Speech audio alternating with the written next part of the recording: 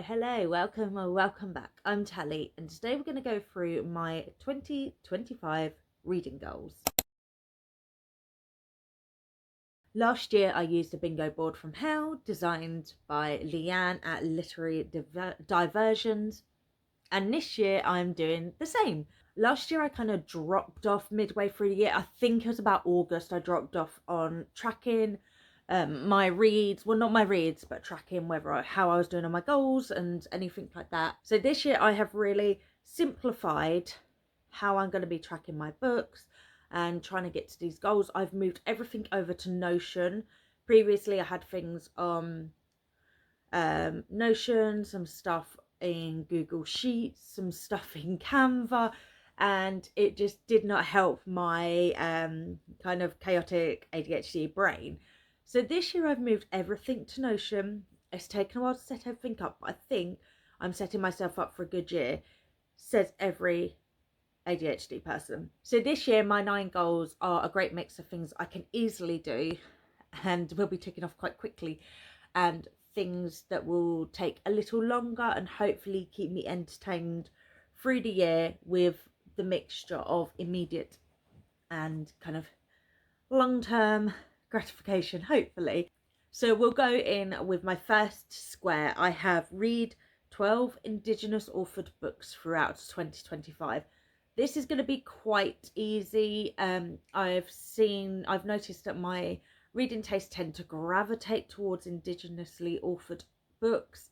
I'm taking part in a year-long book club which is Indigenous reads. It's called the Reading Circle, I believe. I'll pop it up and link it down below. So that will be one a month, and that will be my 12. However, I'm not going to end there. I still obviously want to be reading more indigenously.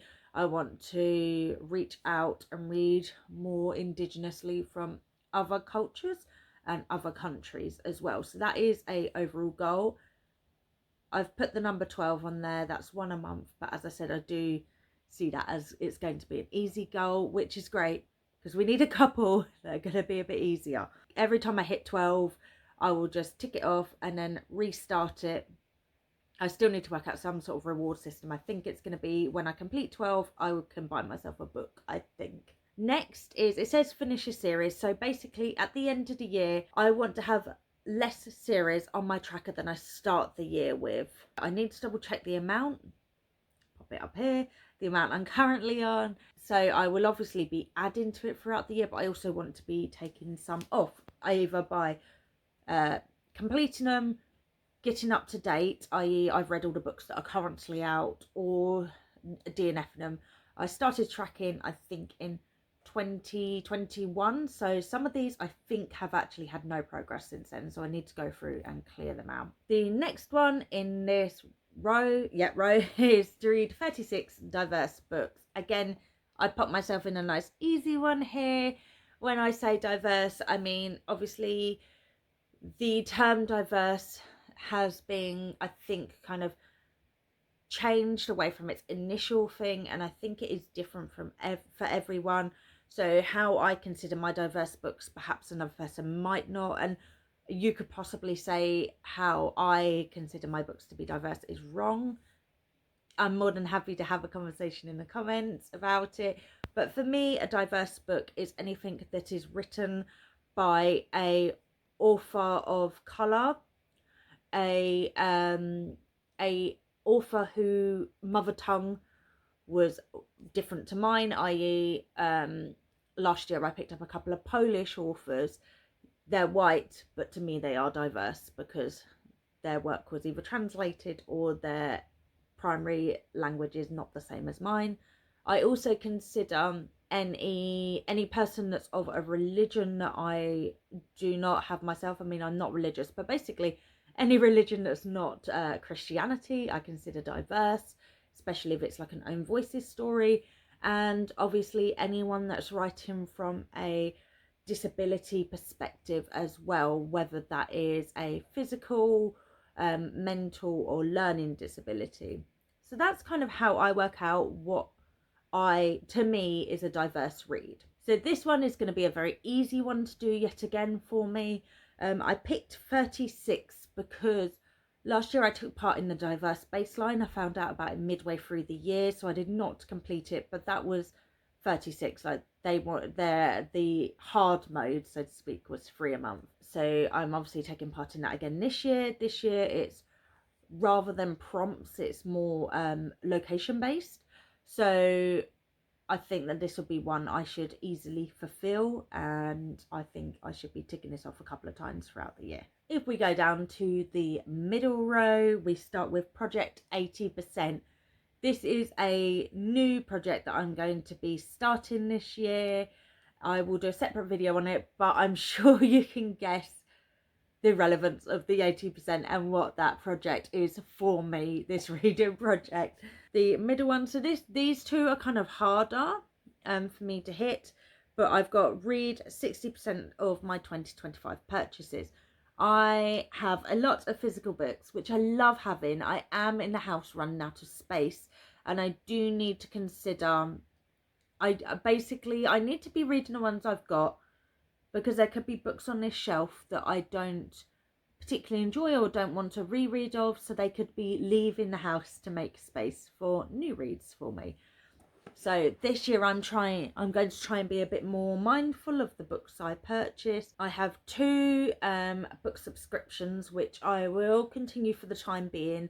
So I have the Broken Binding, which is 1 book a month, and then I have the Abominable Book Club, which is 3 books a month. So that's 4 that's coming in every month. I need to be making sure I'm reading at a pace. It doesn't have to be those 4, but I need to be reading the same amount physically off my shelves, and then ideally 60% of the new ones coming in. Yeah. we hopefully we can do that one. As I said, those 2 are slightly harder ones for me. Next is another easy one I'm going to be able to do, which is just 36 queer books. This could fall under the diverse reads, but I've decided to do it as a separate one because I want to be reading more sapphic books, and I think having it as a separate one, I think it will just help spread my reading out a bit more. Now we're on to the final row, and we have 24 indie published books. I want to be reading more indie published books. I used to read a fair amount, and then the longer I've been like in the book space, the more I'm inclined to pick up the kind of big new releases that everyone's talking about. And I found that I'm not reading as many indie releases as I used to. My podcast, we're on hiatus at the moment, but my podcast, we used to do big spotlights on indie book releases, and I just found that I don't read as many now as I used to. So I've got 24, which is a nice goal for myself. I just need to be reading 2 a month. There's no reason for me not to be doing that, especially with the fact that I have a Kindle Unlimited subscription, and a lot of indie released books are available through Kindle Unlimited.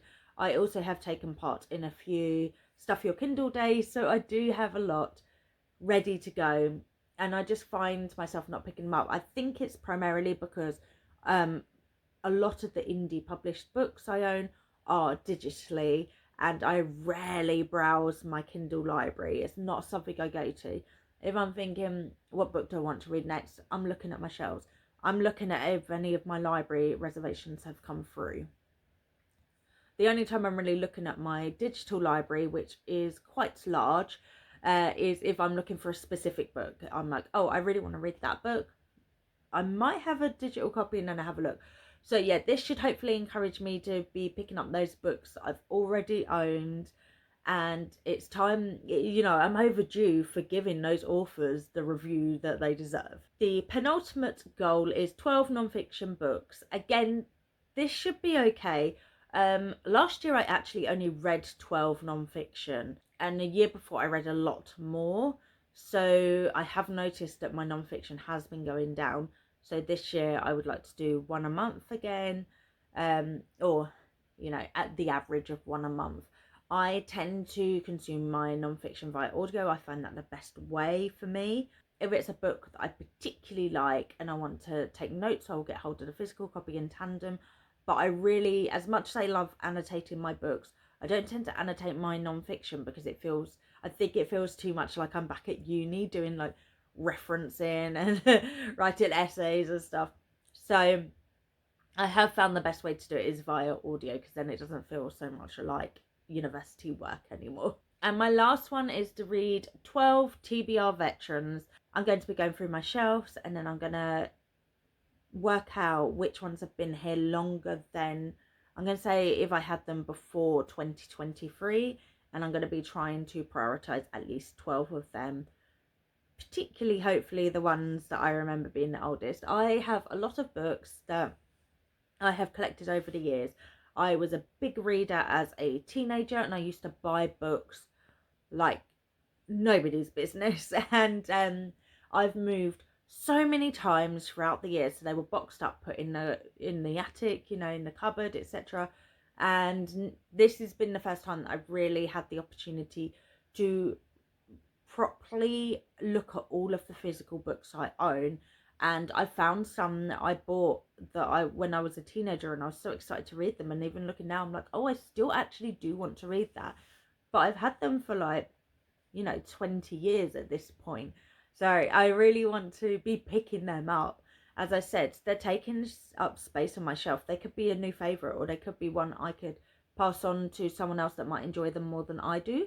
And then I've got room for another new potential favourite. So they are my 9 goals for 2025. It sounds a lot, but I do think that at least half of these will be ones that I will be doing without thinking about it. So it's more going to be at the end of the month. I just get to tick something off. I didn't want them all to be on the struggle bus, because then I just would lose interest and wouldn't do it. So yes, wish me luck with this. Basically, fingers crossed this year's going to be better. Last year was a bit of a rough year. I was basically ill for the entire year. I had some struggles with my work, like my working life, and trying to balance it with work and home. And I've got 2 kids, in case anyone doesn't know. I'm sure you do by now. And I just feel like this year's going to be, well, I'm manifesting this year's going to be a bit more steady, a bit more stable. And yeah, I'm just trying to feel a bit more positive about this year. And I'm starting with my reading, because it's such a big part of my personality. It is my hobby. It is what I do quite a lot, and I always have a book on the go.